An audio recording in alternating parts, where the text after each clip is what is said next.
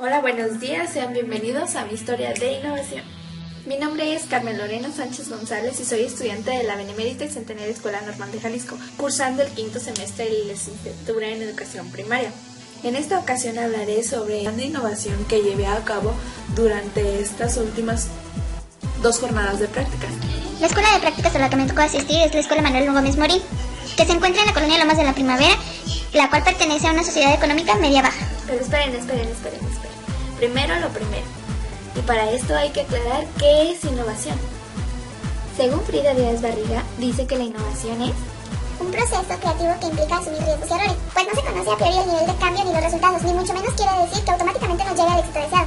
Y bueno, regresando un poco al tema del video. En esta ocasión, mi tarea otorgada fue realizar un proceso de innovación en la escuela. Para implementar este plan de innovación se tenían que seguir 4 pasos. Estas 4 partes del plan son primeramente diagnóstico, diseño, implementación y por supuesto la evaluación. La primera parte llamada diagnóstico se refiere más bien a buscar la manera de adentrarnos al aula y conocer todas las características de nuestros alumnos, tanto como las problemáticas que en ellas se encuentran. Para conocer estas problemáticas se diseñaron unos instrumentos.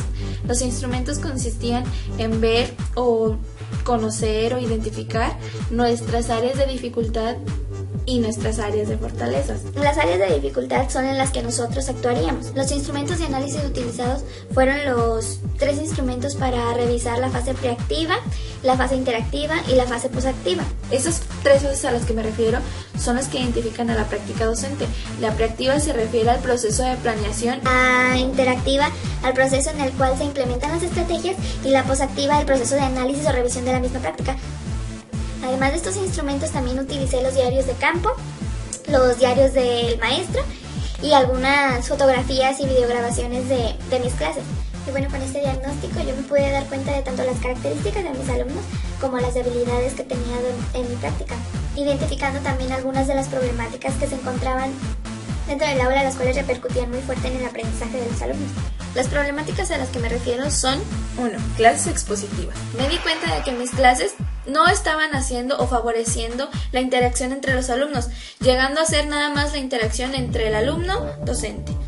2. La ausencia de los materiales. En esta etapa de los 6 a los 12 años, el niño se encuentra en la etapa de operaciones concretas, en la cual es totalmente necesario e imprescindible que el niño tenga el material para poder apropiarse del conocimiento. Y la tercera y última, que yo creo que fue la más importante de todas y en la cual decidí diseñar mi plan de innovación, fue la falta de interés de los alumnos. Los niños comúnmente se distraían demasiado en realizar las actividades, duraban muchísimo tiempo o simplemente no les interesaba realizarlas. Las hojas didácticas terminaban en el piso, en la basura o simplemente ni siquiera estaban terminadas. Esta falta de interés y motivación en los alumnos acarrea otros problemas como son la indisciplina y por ende que no aprendan. Es por ello que en esta segunda fase de la que voy a hablar a continuación del proyecto de innovación, decidí diseñar una estrategia en la cual se fomentara el interés y la motivación del alumno. ¿Pero cómo lo iba a hacer? La propuesta consistía en lo siguiente. Con la ayuda de una nueva forma de enseñanza como lo son los ambientes alfabetizadores, se organizaron 4 equipos, los cuales giraban en torno a un mismo tema. El tema era el cuidado del ambiente. El aula se adornó de tal manera en la que el niño se pudiera sentir identificado con este tema. Se pegaron algunos carteles alrededor de él, en los cuales se encontraban desde animales en peligro de extinción, las especies endémicas de nuestro país, etcétera, etcétera, etcétera. En el primer equipo se iba a realizar el trabajo con el boletín informativo, en el cual cada uno de ellos tendría que analizar ciertos boletines para poder encontrar las características de este, así como su funcionalidad.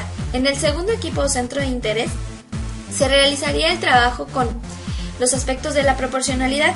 Estos aspectos de proporcionalidad giraban en torno a un problema, el cual estaba referido a, obviamente, el cuidado del medio ambiente. Pareciera rima, pero no lo es. Pero bueno, continuemos. El tercer centro de interés estaba enfocado en realizar la visualización de un video, el cual tenía que ver con el cuidado del medio ambiente, así como las repercusiones que tienen las actividades que nosotros como seres humanos realizamos para él. En este mismo centro de interés se realizaba la visualización de un segundo video, el cual tenía que ver con las especies endémicas. Al final de la observación de estos dos videos se contestaban unas preguntas que nos hacían reflexionar acerca de las repercusiones que tiene el cuidado del ambiente con la preservación de nuestras especies endémicas en México. Y por último, en nuestro cuarto centro de interés se realizaba una piñata, la cual se tenía que hacer solamente con materiales reciclados. Esto para darle un sentido al reuso de algunos materiales, y qué mejor que hacerlo con una piñata si estaban cerca las fiestas decembrinas. Pero ¿por qué hacerlo así y no de otra manera?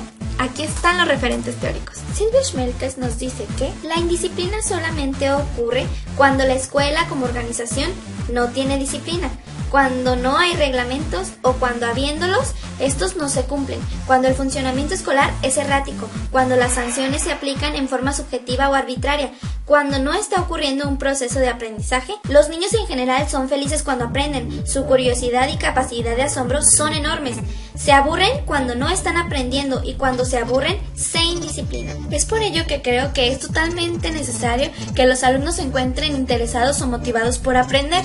La diversificación de actividades también nos ayudaría a mantener este interés de los alumnos, pues Alfonso Tapia nos menciona al respecto. La diversidad o variedad de actividades a los niños les provoca curiosidad y ganas de aprender y hacer las cosas, así como seguir algunas de sus estrategias. Además del interés de los alumnos, también la propuesta se diseñó con respecto a la fase inicial, la cual se encontraba carente, haciendo énfasis en que durante esta fase inicial, según Giné, debemos de detectar las ideas previas, anticipación, motivación y actualización de los conocimientos, así como presentar nuestro tema y los objetivos que se quieren lograr con estrategias o actividades realizadas por cada uno de ellos. Además, y por último, la interacción que se lograría en los diferentes centros de actividades o centros de interés provocaría en los niños la ayuda entre pares, la cual Giné nos dice que el aprendizaje con los demás y de los demás lleva diversas mejoras.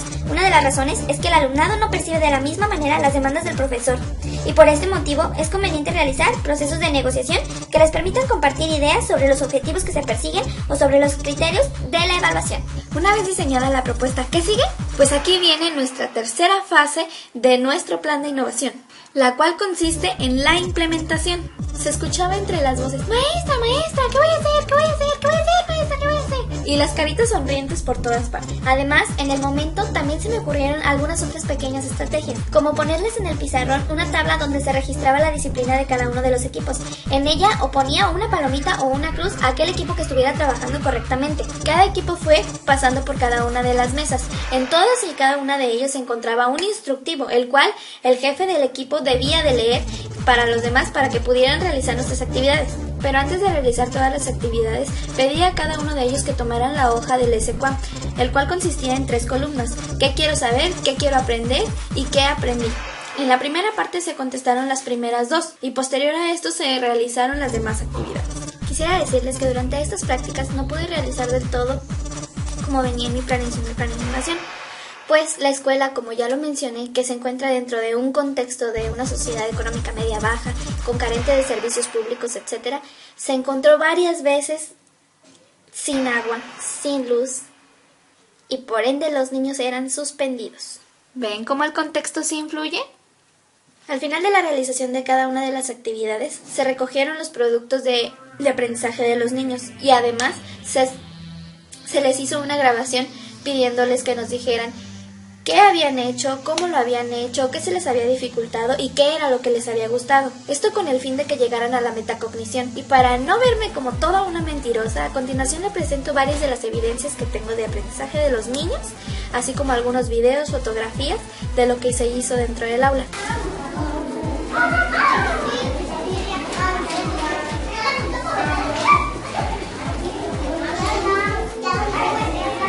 Para finalizar, se contestó la tercera parte del SQA, la cual era la columna del que aprendí, y no todos los niños entregaron la hoja, con todas las evidencias que se tienen, con todos los videos, fotografías, diarios de campo, diarios del maestro, bla, bla, bla, bla, bla.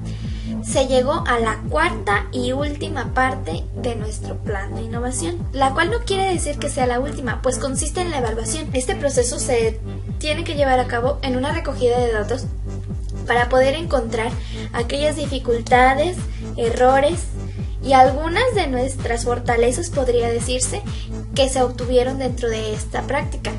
Y como es de saberse, Aquí es donde se encuentra la parte más cruda de todo nuestro plan, pues puede que vuelva a comenzarse, tratando de mejorar aquellas cosas que encontramos que de plano no salieron. Lo que sí logré y que pude ver que se logró fue, como ya lo dije, el interés de los alumnos se explotó al máximo, todos estaban muy interesados en realizar las actividades y todas se completaron, pero también me encontré con que por realizar las actividades rápidas, muchas de ellas no se hicieron de la manera correcta. Esto gracias a la falta de mediación del docente. Y una de las más importantes, bueno, que yo considero más importantes, es que algunas de los planteamientos que se hicieron dentro de la hoja didáctica de matemáticas no estaban del todo bien redactados, haciendo que el niño se confundiera entre los datos del problema y los datos que se tenían que acomodar para realizar las operaciones y encontrar el factor de proporcionalidad. Pero con todo este plan de innovación y todo esto, ¿qué? Yo como docente, ¿qué? En esta ocasión puedo decir que gracias a la evaluación realizada de todos los conocimientos que se obtuvieron en las actividades planteadas, pude encontrar que yo como docente también mejoré en muchas de las competencias que se requieren para nuestro perfil de egreso. Y estas son las siguientes.